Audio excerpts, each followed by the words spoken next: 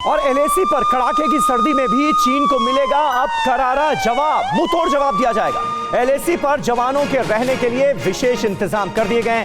सर्दी में सेना के लिए बनाए गए मॉड्यूलर शेल्टर, -50 डिग्री में भी सेना के जवान इन शेल्टर्स में चाक चौबंद रह सकते हैं, सुरक्षित रह सकते हैं। एलएसी पर फॉरवर्ड पोस्ट पर मुस्तैदी से डटी है हमारी आर्मी और इसी तरह के टेंट्स की तस्वीरें आपके सामने हैं टीवी 9 भारतवर्ष पर। ये एक्सक्लूसिव तस्वीरें आप देख सकते हैं कितने जबरदस्त इंतजाम एलएसी पर किए गए हैं भारतीय सेना के ठहरने के लिए, रुकने के लिए, रहने के लिए।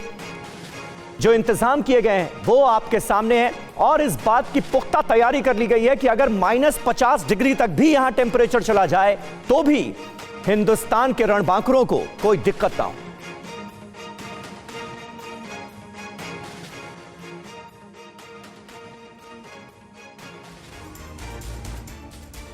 और अब आपको बताते हैं कि -50 डिग्री में चीन के सामने क्या चैलेंज है। एलएसी पर सेना के लिए मॉड्यूलर शेल्टर बना दिए गए हैं। शेल्टर्स को तुरंत दूसरी जगह शिफ्ट करने की भी सुविधा है, यानी अगर टेंपरेचर की वजह से हालात खराब होते हैं तो इन शेल्टर्स को जस का तस उठाकर दूसरी जगह शिफ्ट किया जा सकता है। बिजली सप्लाई, गर्म पानी, हीटिंग की सुविधा से ये शेल्टर्स लैस हैं।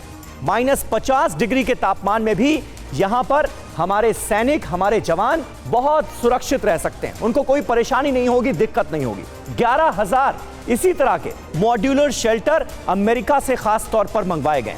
अभी एलएसी पर करीब 50,000 जवानों की तैनाती की गई है क्योंकि चीन के साथ अभी भी तनाव पूरी तरह से खत्म नहीं हो पाया है और एलएसी पर डिसएंगेजमेंट की बात जो की गई थी उस पर अमल करने के लिए पूरी तरह से चीन तैयार नहीं है।